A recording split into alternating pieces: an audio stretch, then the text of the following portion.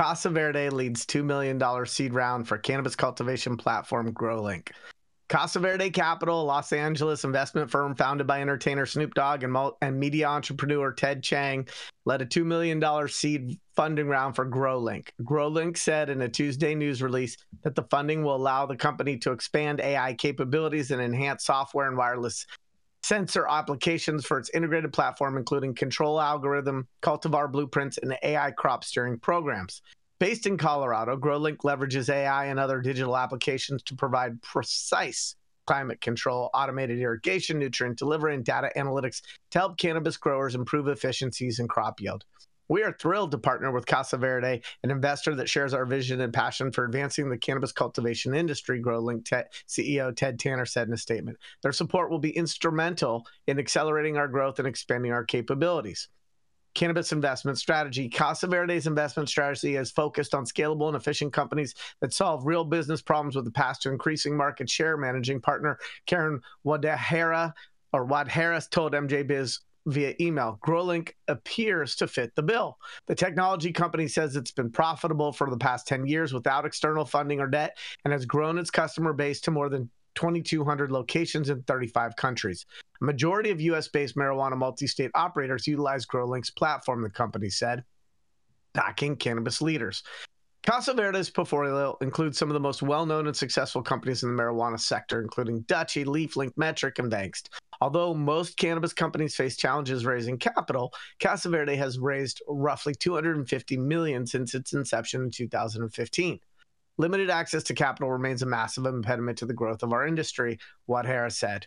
Unfortunately, given market turbulence and poor portfolio performance, many of the previous capital allocators in cannabis are not around today. Our hope is that rescheduling draws in more interest from investors on the sidelines. This is Yarrow Kubrin, High at 9 News. Without telling you guys what I think, I want to kick it off, hear what the rest of you guys think. Man, this is a lot of fucking money. Yeah, right? Congratulations, guys. I mean, Ted's a really smart guy. Ted is a very, very, very smart guy, and so those types of numbers do not surprise me when he's involved. Does this, what does this indicate as far as automation for the future of cultivation? Mm-hmm. Is this the beginning of a real shift there? I know a lot of my friends that are cultivators. Is this the industrial cannabis revolution? Is that what you're saying? It's not industrial. We are in the industrial. We are moving on to so it'd be automated. It'd be artificial. Like the artificial, the robotic, yeah.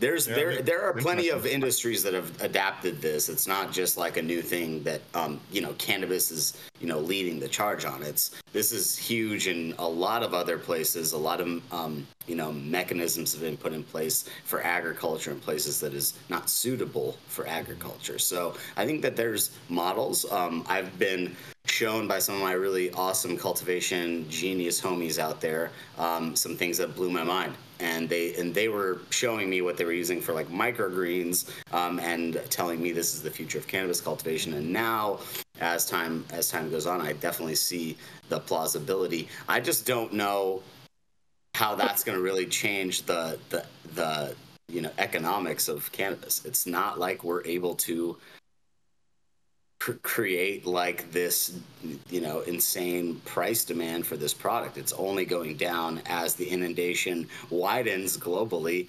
It's going to affect the price. So I don't know. I mean, for me, just understanding simple basic economics, that doesn't really make sense when you have a lot of producing countries that can do it for like a tenth of the labor that we pay for here in this country to produce as much cannabis as we produce. So I don't know. We'll see what happens. I just think it's cool. I love living in the dystopian future sometimes, but honestly, I just don't see it really taking a giant effect on cannabis. I think it takes more effect on the marketing and like the retail approaches to how we do this stuff. So not the cultivation. Has anybody up here used the software? No, not yet. I've had some cultivators use Growlink. Some people like it a lot. Okay. Yeah, I mean, I think. Sorry, go ahead, Rico. No, I was just saying. I think AI should be applied to pretty much every part of the supply chain.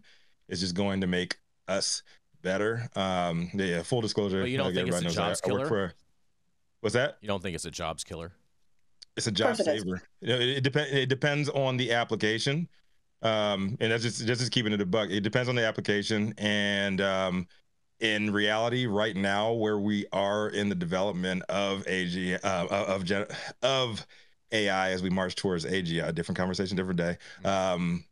It can help small to medium-sized businesses exponentially. This is your opportunity to get in right now, learn these processes, learn these programs, and actually compete. Not just compete, but beat the MSOs. Instead of just talking shit about them publicly and everything, you can actually beat them right now with AI-driven processes. Speeds up so much stuff. You can identify slow movers, gaps in your processes a lot quicker. And right now it's evening the playing field. And the key is to get in and utilize some of these platforms before the MSOs start utilizing them, because I think that's part of the issue is that, you know, these things aren't cheap. And if you're a small mom and pop grower, you can't afford this. You can't afford this. But if you can, if you're an MSO, or if you're, you know, you and Brad and Thad got a whole big check from Dad, and now you're going to go figure out how to cannabis, you know? So I think your counterpoint is what is cheaper? Spending that money on multiple people across the supply chain, across the value chain to do the same job that can be done for a fraction of the costs? Like no, it's not more expensive to actually use some of these systems. It's just not.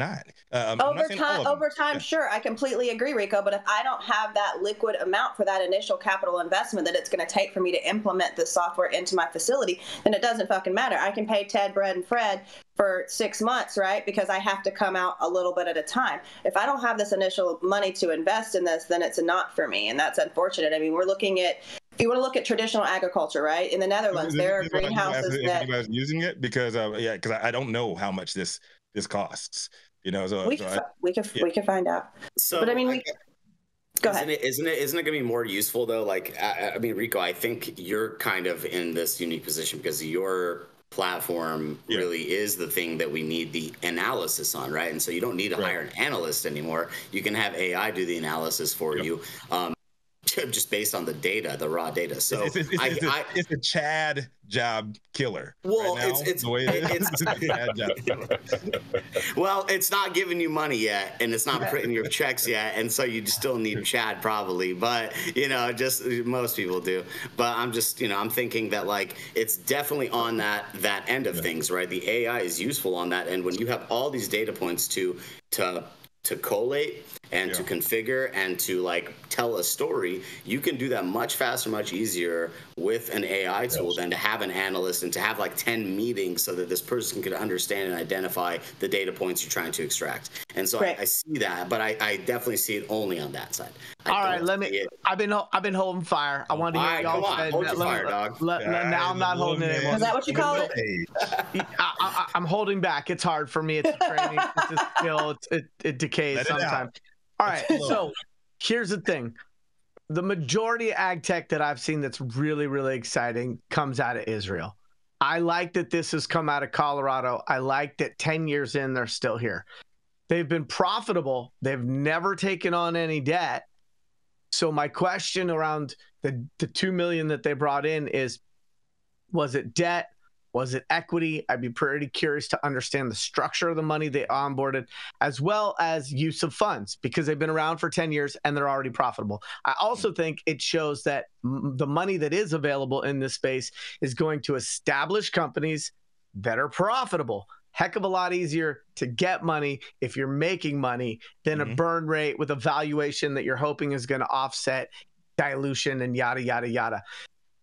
I look at their products and I see stuff that is applicable for greenhouse as well as controlled environment, ag, indoor. I don't see a ton of applicability for scaled cultivation outdoor. And I worry a little bit about what the future of cannabis cultivation is going to look like, because I believe outdoor is going to continue to be a more predominant production source because it rides that price point down and allows cannabis to still be affordable and accessible on a per milligram THC basis.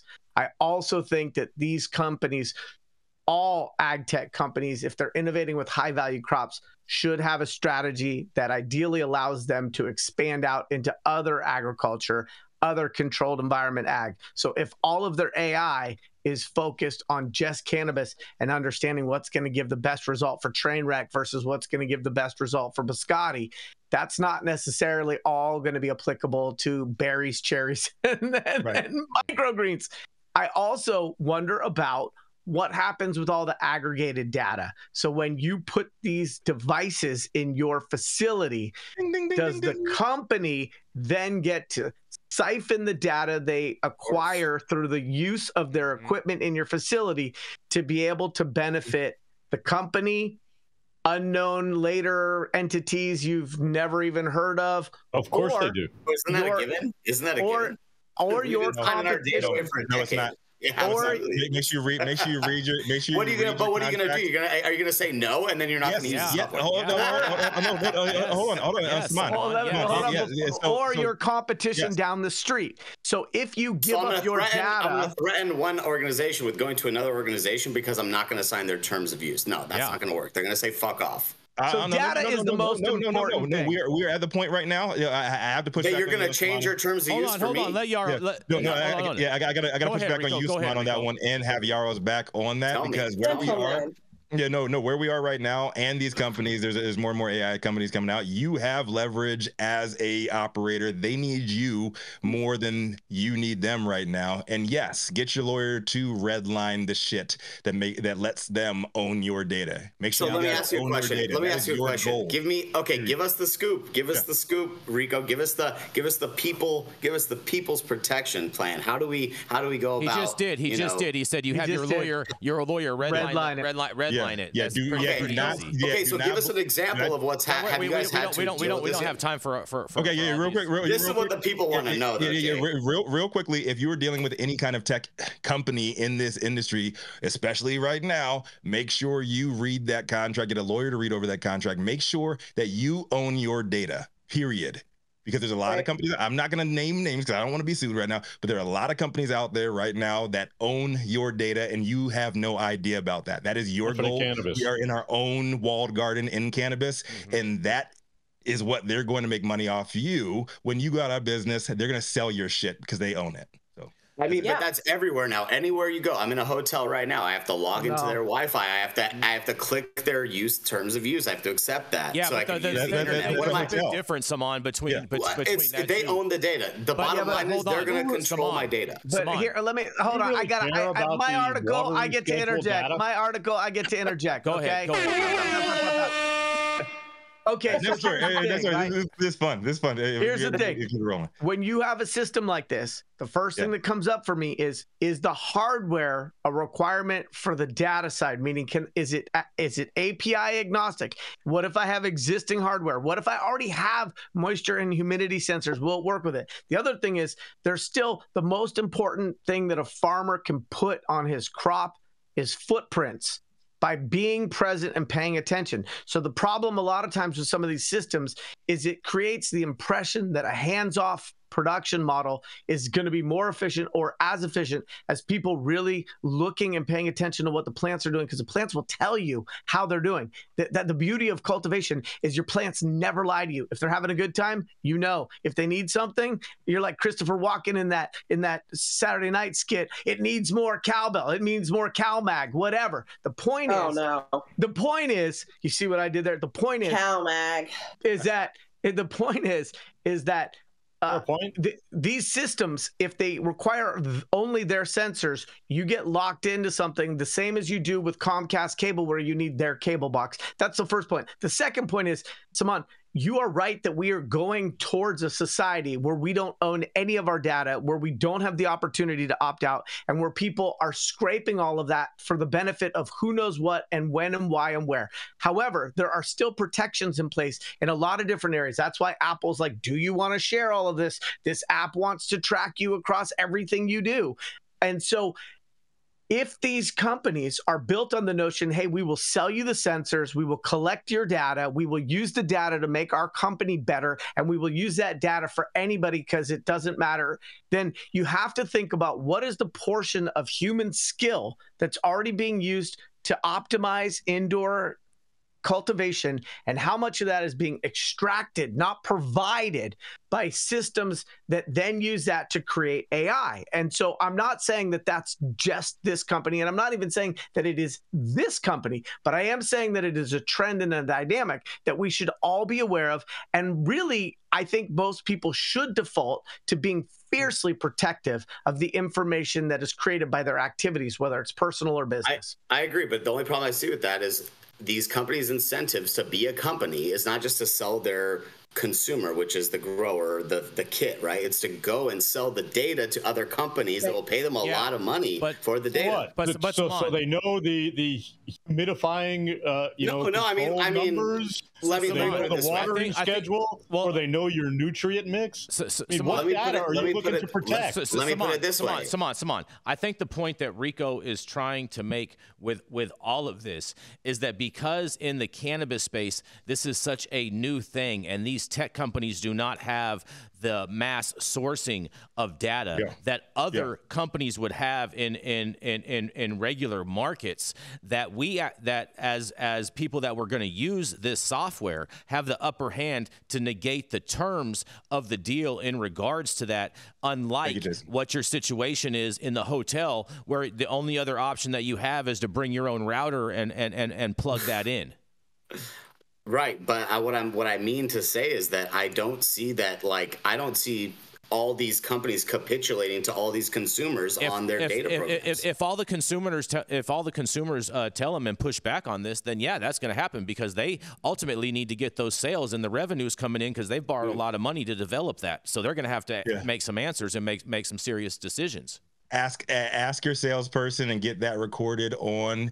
Get that recorded. Get what their answer is. Know exactly where your data is. And if the right to know that. If we're true capitalists and we believe that the market functions in a way that supports everybody, then companies that provide these types of services but also want to extract data would have a two-tier pricing schedule that allows the consumer to decide, I save this much money on my services if I provide my data, and I pay this much if I don't provide my data. And then companies are being transparent about what that data is worth to them by incentivizing their customers to participate. Everybody thinks they have the secret sauce. There is no secret sauce to growing weed. Did you have something? Do you have something else you want to say? It's passion, it's dedication, it's intangible things, and it's the interaction between the plants and the people. We are way over time. Jenny Bethy, did you have a quick final word? I did. I was just going to actually kind of agree with Saman. I think because the data is so there's not a lot of it these companies have, and I think that their big value prop is getting this data, is collecting it, is being able to one day aggregate it. And they might not aggregate it tomorrow, but I do kind of agree that if you mark that line item out, like, listen, I've helped develop some platforms that were based on consumer ID metadata. That whole value was to be able to push that over and show other people where their shrink was, right? So essentially, that's why I quit the company. I'm like, you're going to take mom and pop data because you're going to get it from them because you give them the system for free, and you're going to sell it to these big players. Fuck you guys, I'm out. So I think, if they would have said, hey, redline this portion, we'd have been like, hey, fuck it, have a great day, see you never. All right, I'm done. But thank you. I wasn't going to talk over y'all today. And shout out, that's a good point. And shout out to Kevin O'Leary, because he was just quoted recently as saying that data is the #1 commodity on the planet. I disagree. It's been that way. Time is a commodity now? Should be. Time's always been a commodity, but yeah, no, data has surpassed. Speaking of time, Rico, let's roll into Saman. Speaking of time, let's do it. So taking us on today. I mean, I don't even want to do my story. My story is definitely not as exciting as this. We got another shitty story about Oklahoma. Come on. We got the energy keeping the thing hot. Come on, you are Saman, Brando, Connery, DiCaprio. You can read anything. Saman the Don, give it. I'm about to carve Saman Freeman was here. You're just taking away more time. Yeah. Take away more time.